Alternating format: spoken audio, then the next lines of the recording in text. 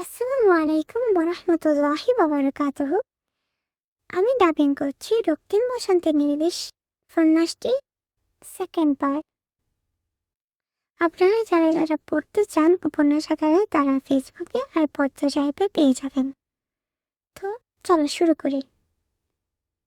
তাই চেয়ারটা টেনে নিয়ে জাঙ্কুকের মুখোমুখি বসল। মাঝখানে একটি টেবিলের দূরত্ব।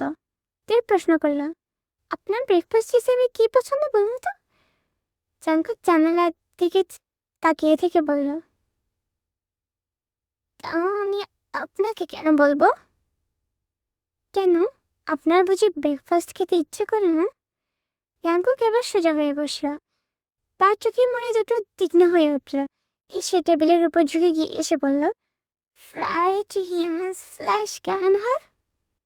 এই বলে অট্টহাসিতে আবার ফেটে পড়ল জাঙ্কুক। তে এক বুক সাহস জুগিয়ে বলল, আচ্ছা, আমি আসছি আপনার পছন্দের ব্রেকফাস্ট নিয়ে। এবার তে উঠে রুম থেকে বেরিয়ে পড়ল।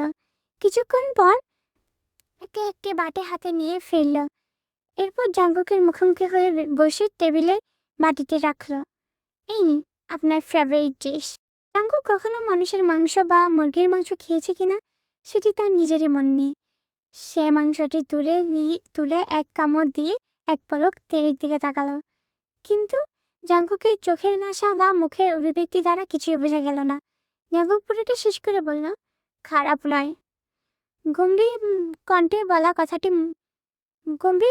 বলা কথাটি শুনে মনে হতে পারে জাঙ্কুকের একদম পছন্দ হয়নি। আপনি ফ্রাইড চিকেন খেয়ে শেষ করলেন এইমাত্র, এই বলে মুচকি হাসল তে। এই কথা শুনে জাঙ্কুকের রাগ সপ্তম আসমানে পৌঁছে গেল। তাহলে কেন তে তাকে বলল হিউম্যানস ফ্রেশ এনে দেবে? সে উঠে তের চিবুক চেপে ধরল। তে ছটফট করছে ছাড়া পাওয়ার জন্য। জাঙ্কুকের হ্যাঁ সত্য ভুলে যাচ্ছেন। ততক্ষণে জাঙ্কুকের মাথা পুরোপুরি নষ্ট হয়ে গিয়েছে।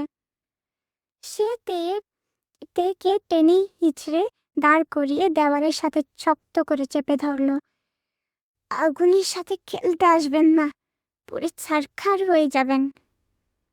তে হেসে বলল, আগুনের সাথে পানি খেললে আগুন এমনিতেই নিভে যাবে। তে শান্ত হাসে জাঙ্কুকের ভেতরে জমে থাকা ক্রোধের বাঁধ ভেঙে দিল। সে আজ পর্যন্ত এমন কাউকে দেখেনি যে তার মুখোমুখি হয়ে এভাবে হাসতে পারে। তার চেপে ধরা হাতটা আরো শক্ত হলো। কিন্তু তের চোখের মণি দুটো এখনো অটল।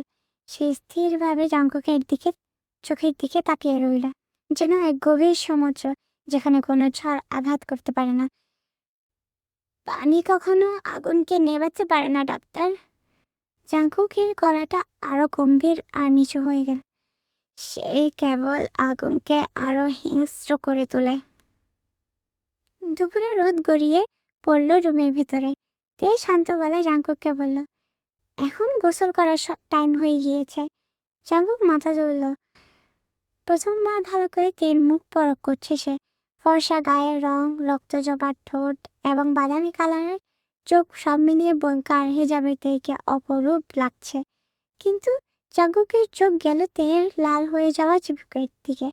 তাতে হালকা বেগুনি রঙও ধারণ করেছে। হঠাৎ জাঙ্কুকের চোখে ভেসে উঠে একটি মুখ। জাঙ্কুক মাথা দু হাতে চেপে ধরে মাটিতে বসে পড়ল। কিছু দৃশ্য এমন হচ্ছে তার চোখের সামনে। তে দ্রুত জাঙ্কুকের দিকে এগিয়ে গেল। জাঙ্কুকের পাশে বসে জাঙ্কুকের মাথায় হাত রেখে তাকে এক পাশ থেকে নিজের দিকে একটু হেলিয়ে দিল। জাঙ্কুক কিছুটা স্বাভাবিক হলে সে তেকে সজোরে ধাক্কা দিয়ে দূরে সরে গেল। তে উঠে জাঙ্কুকের জন্য একটি শার্ট এবং একটি জিন্স প্যান্ট দেয়। জাঙ্কুক নিতে না চাইলেও খেতে জোর করে তাকে ওয়াশরুমে পাঠিয়ে দিল। প্রায় 1 ঘন্টা পর জাঙ্কুক বের হলো। নীল শার্ট এবং কালো জিন্স প্যান্টে তাকে সুন্দর লাগছে, অন্তত মানুষের মতো লাগছে তেয়ের কাছে। তখনই নোটিফিকেশন এলো। তে ফোনে someone sent you a message. তে ওপেন করে দেখলো মেসেজে লেখা, মিস, ইনভেস্টিগেশন করে জানা গেল জাঙ্কুক আপনার সৎ ভাই। এই কথা শুনে যেন তে মাথায় আকাশ ভেঙে পড়ল। না, তো কিছুতেই হতে পারে না। মোবাইলের স্ক্রিনে জ্বলজ্বল করতে থাকা মেসেজটার দিকে তে অপলক দৃষ্টিতে তাকিয়ে রইল।